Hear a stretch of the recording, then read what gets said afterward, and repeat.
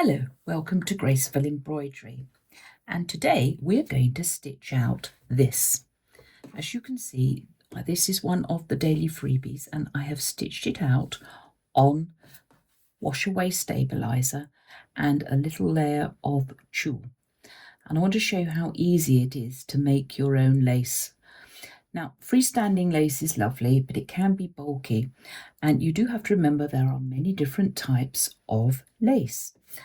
And, oh, excuse my nail, I've been in the garden.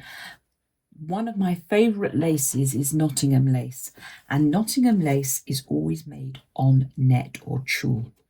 So let's stitch this out in our hoop.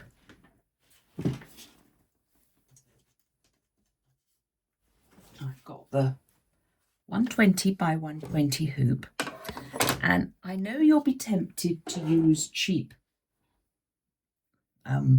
stabilizer, but Floriani Wet and Gone is great. You only need one layer, but look what I'm going to do here.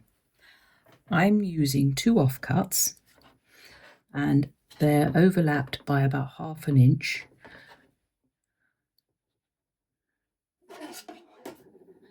And then I'm going to put a piece of tulle there on the top, and I'm going to hoop that up. Oops, the hoop's the wrong way round. See the numbers at the bottom. Now I'm going to very carefully, because I've got all these layers and I'm using offcuts of tulle and offcuts of stabilizer. Now, some stabilizers you could use a little bit of temporary adhesive spray to join them together. I have on occasion slightly wetted them, but I don't think that is necessary.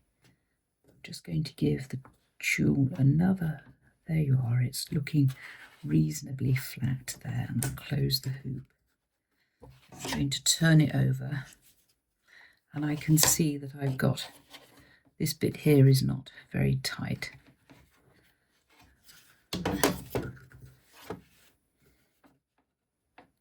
That's better.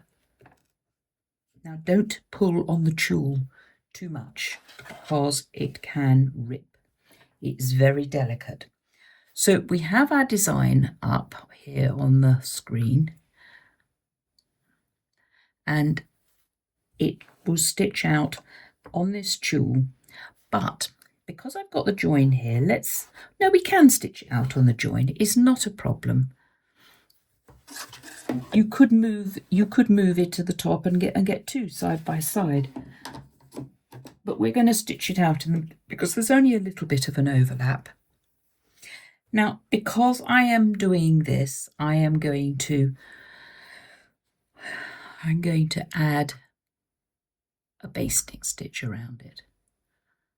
Now I'll do it just on the hoop to make sure that all the layers are nicely attached.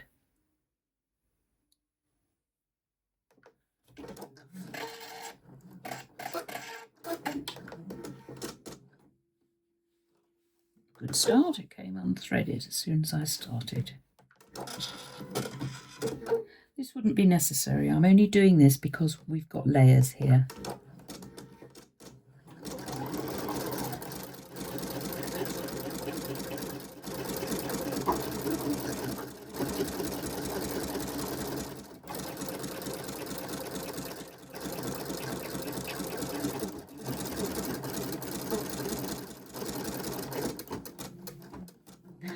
And I could also do a box of basting stitches. Around the actual design, but I think this will be sufficient.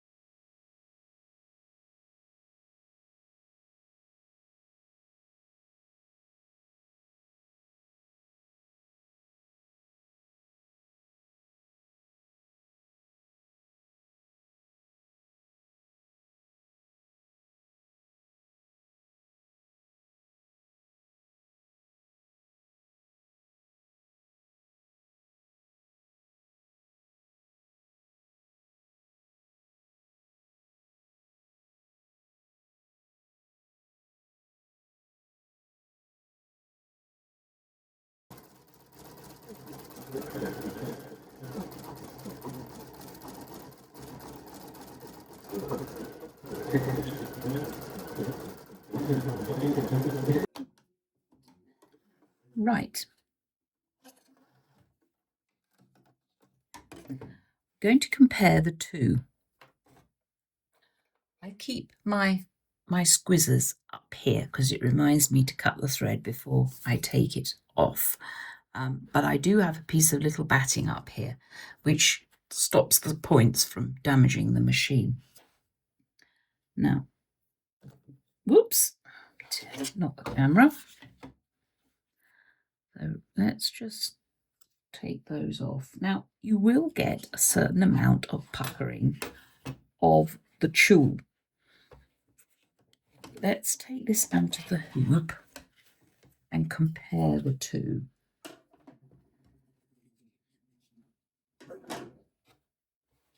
When you take it out of the hoop and put it alongside each other, there isn't a great deal of difference.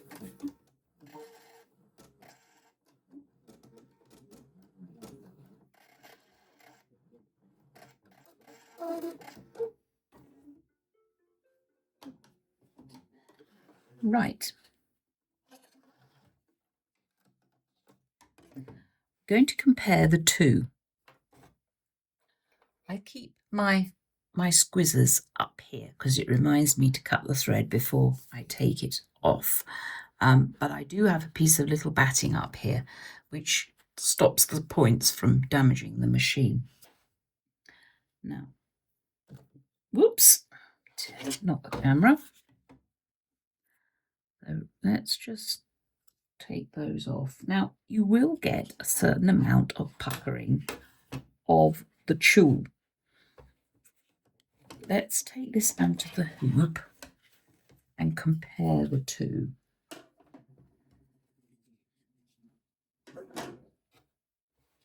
When you take it out of the hoop and put it alongside each other, there isn't a great deal of difference. And a lot of the puckering is actually on the stabilizer. I'm going to get my big scissors and cut in the same way that I did before. Those out of the way. Sometimes it's easier to cut with big scissors than it is with little ones. Right, taking that off the top there. And I'm just going to cut in an arch all the way round, which is what I did last time, and then I just did the inner bits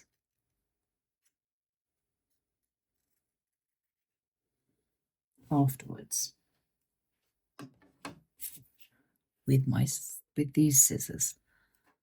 Taking this here and going into that point,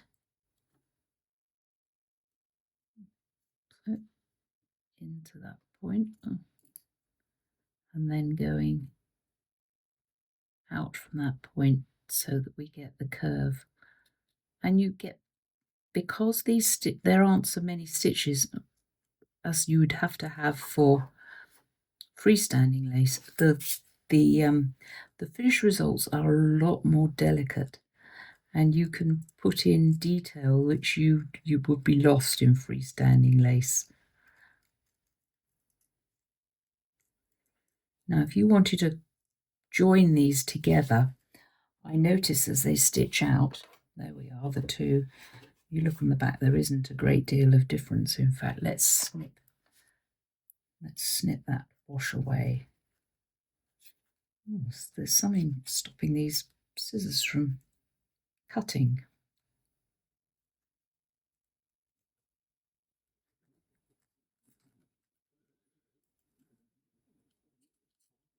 I must apologise if my nails looked a bit dirty. I've been in the garden this morning, deadheading my flowers. Right. Not an awful lot of difference, as you can see, so that is a great way of getting the most out of your expensive stabilizer. Now, looking at this design again, the flowers on the end They are not on the end of the design, so theoretically it's not an endless design, this one. But you could just place them beside each other on, so these tips join, and that would be sufficient, because remember, the tulle is holding them together. They don't have to be exactly the same.